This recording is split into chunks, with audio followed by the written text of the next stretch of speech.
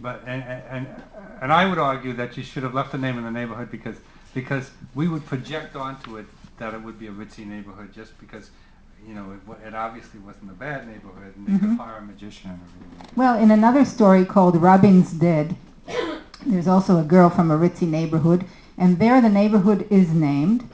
But then that's a typical example. The story, it's one of the first ones that I translated, Rabin's Dead, and it starts out in Hebrew with Matzanu et Rabin bakikar, which means literally we found Rabin in the square.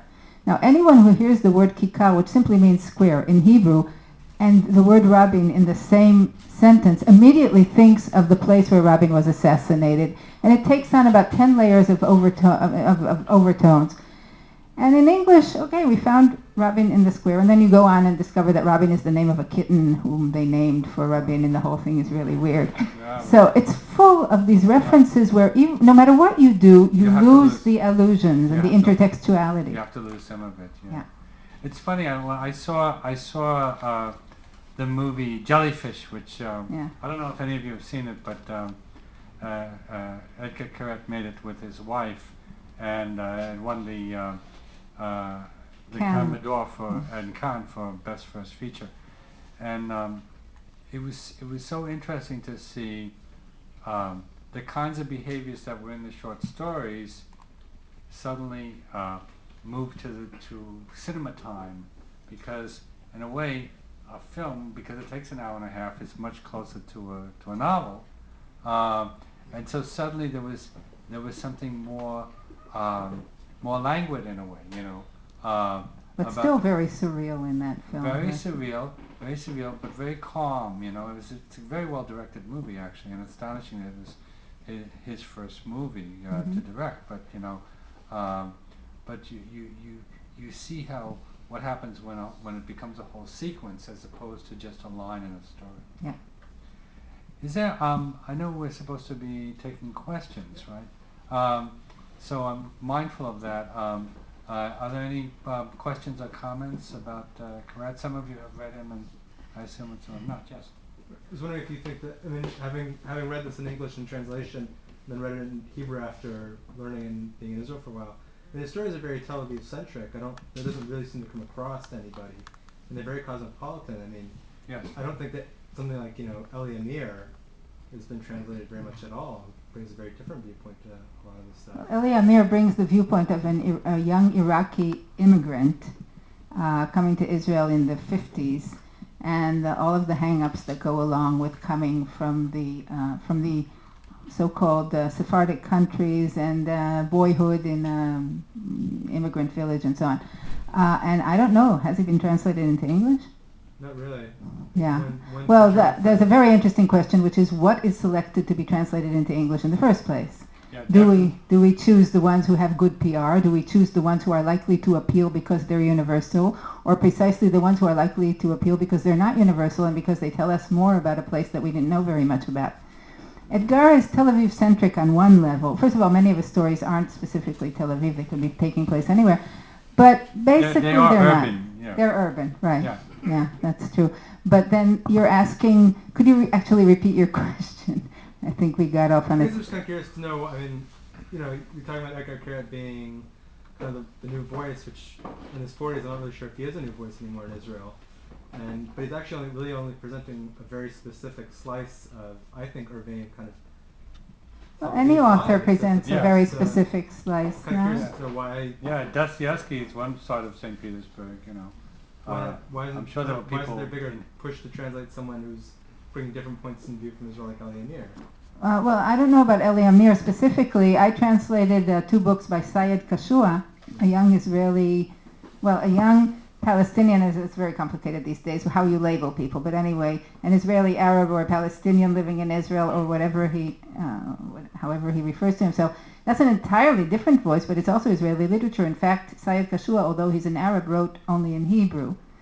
And that's a very important voice coming out of Israel. So, and then I translated Nava Semo, who is second generation Holocaust. So there are different, there's so many different points of view, and maybe Eli Amir should have been translated too, or maybe he has been, I simply don't know. Yeah, let me put in a good word for Ibis Editions, which does a lot of translation from all different groups in that area now. Other questions, comments? Yes. I was interested, Miriam, you said that... I'll repeat the question because I don't think people can hear you in the back. Yeah. Okay. You said that translating Keret's novella was particularly difficult. I assume it wasn't just because it was long. What was it that made it particularly difficult? The question was what made it more difficult to translate the novella, other than the fact that or apart from the fact that it's long. No, not because it's long, you're right. It's extremely slangy. I mean, I debated whether to use the word chicks or girls or babes 100 times. And if I found a phrase like abad to kill for, is that ridiculously slangy or mildly slangy or okay? You know, I mean, I had this kind of slangometer where I had to, and it's not only a matter of deciding for each item, is it too slangy, not slangy enough, does it sound like someone in his 30s but he's supposed to be in his 20s or vice versa, but is it consistent with the slang I use on the next page for the same character? So it's very, very tricky to maintain that slanginess or de-slanginess, as the case may be, across a long stretch of text, especially since it has about 7 different characters, each of whom has a different type of slang. That was murder. After that, I felt like, that nothing could be more challenging.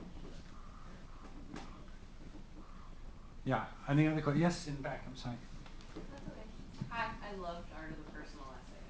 Thank you. So, thank you. So, okay, you spoke to the transcendental, Yes. the way it kind of phrases off the page, and I think of Joyce's The Dead, Right, sure. But don't you think also that there's this sense of Keret kind of brings us to a place with minimal, he gets to something and describes it, but I feel as though sometimes it's very minimal and then we sort of make that leap. It's like he's leading us. He brings us to the edge and we go over the edge. Yeah, exactly. Yeah, I think that there's something very, I don't know if diplomatic is the right word. There's something very tactful in the way that he knows when to stop. He knows how far to take us, and in that gap there's a kind of yearning, and we go forward even when he stops. Yes, I think that's a very good way of putting it. Yeah, and sometimes the stories end, it seems abruptly, but when you stop and think about it, it's just the right place to stop. Yeah. The story that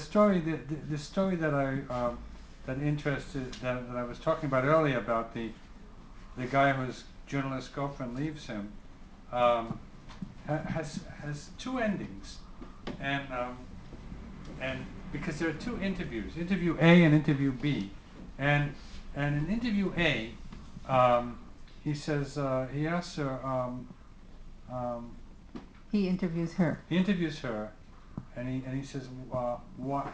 Am I allowed to ask exactly why you left me?" And eventually she says, "Because you're nobody, okay? Because you're nobody. Because you don't want anything, nothing. Don't want to know anything. Don't want to succeed in anything. Don't want to be anything. Just to sit on your ass and say how good we have it together.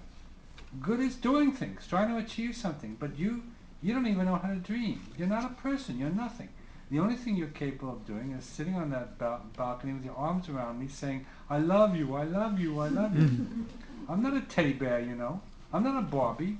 And unlike you, I have slightly bigger ambitions than sleeping in."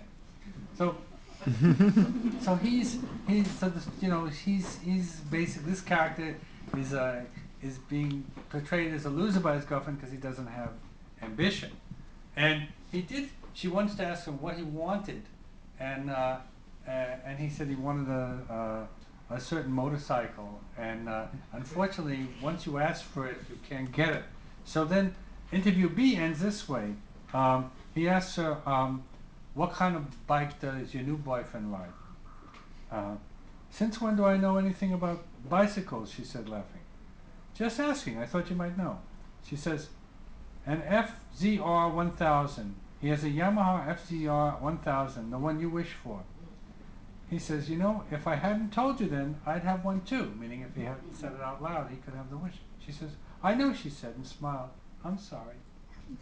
And there the story ends. And in a way, "I'm sorry" is a perfect ending for it, because she really is sorry. She's sorry she's hurt him. She's sorry he didn't get his wish, and that's where it stops. And we have to go forward and say, no, this is not, it's not true that all women journalists are whores. It's not true that these people hate each other. They are sorry, but this is the shrug in effect. Like that's the way it is.